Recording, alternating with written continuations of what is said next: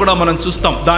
దానికి నిజమైన అర్థముగా ఏం చెప్పాలి అని అంటే, ఫరోకున్నటువంటి పొగరు, ఫరోకున్నటువంటి అధికారం, ఫరోకున్నటువంటి వేరే దేవతలపైన ఆధారపడే స్వభావం, ఫరోకున్నటువంటి ప్రతి అండ, ఫరోకున్నటువంటి గర్వం, ఫరోకున్నటువంటి తన రాజ్యాధికారం, ప్రతిదాన్ని తుంచి తునాతునకలు చేసి తుత్తునీయులు చేసి వారి ముందు నుంచి ఇశ్రాయేలీయులను విడిపించుకుని నేను దేవుడిని అని చాటుకున్నటువంటి వైనం.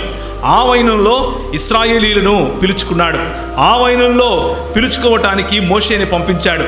మోషే చేతి కర్ర ఫరోకున్నటువంటి అంత గొప్ప సైన్యాన్ని ఓడించింది. మోషే చేతి కర్ర అహరోను గడ్డము అక్కడ ఉన్నటువంటి ఫరో సైనికులందరూ తరుముతూ ఉంటే వారు ముందుకు వెళితే ఒక సముద్రం, వెనక చూస్తే ఒక ఉపద్రవం. ఆ ఉపద్రవం ఏమిటి అని అంటే, కత్తులు కటారులు తీసుకుని బళ్ళాలు తీసుకుని అప్పటి సూపర్ పవర్గా ఉన్నటువంటి ఐగుప్తు దేశము యొక్క సేనలు ఎదుర్కోవటానికి వస్తూ ఉన్నాయి. ఐగుప్తు సేనలు నరికేస్తాం, చంపేస్తాం అన్నట్లుగా వస్తూ ఉన్నారు. ముందుకు వెళ్ళాలంటే సముద్రం కనిపిస్తూ ఉంది. దేవుడు తన అద్భుత కార్యమును అంటే ఎర్ర సముద్రాన్ని చీల్చి ఆరిన నేల మీద వారిని నడిపించాడు. ఆరిన నేల మీద వారిని నడిపించాడు. ఒకసారి కొరింథీయులకు రాసిన పత్రిక, మొదటి కొరింథీయులకు వ్రాసిన పత్రిక చూద్దాం. కొరింథీయులకు రాసిన మొదటి పత్రిక 10వ అధ్యాయం.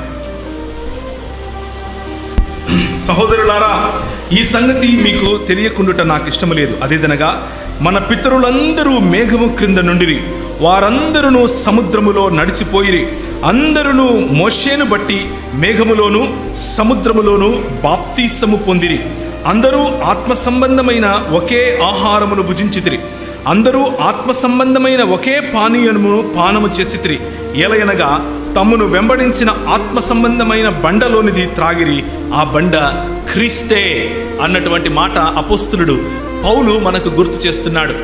ఏ బండ అయితే విడిపింపబడినటువంటి ఇశ్రాయేలీయుల దాహం తీర్చిందో, నిన్నటి సందేశాన్ని ఒకసారి మీరు గుర్తు తెచ్చుకుంటే, ప్రజలు దాహముగొని ఉన్నారు. దాహముగొని ఉన్న ప్రజలకు నీరు ఇవ్వటానికి సంఘముగా మనల్ని ప్రభు పిలిచాడు. సంఘము దేవుని శరీరమై ఉంది. ఈ సంఘం దేవుని శరీరమైనటువంటి ఈ సంఘానికి శిరస్సు క్రీస్తుగా ఉన్నాడు అన్న విషయాన్ని జ్ఞాపకం చేసుకుంటే, ఈ సాదృశ్యాన్ని ఆనాడే ఆయన పగటిలో మేఘస్తంభముగాను రాత్రిలో అగ్నిస్తంభముగాను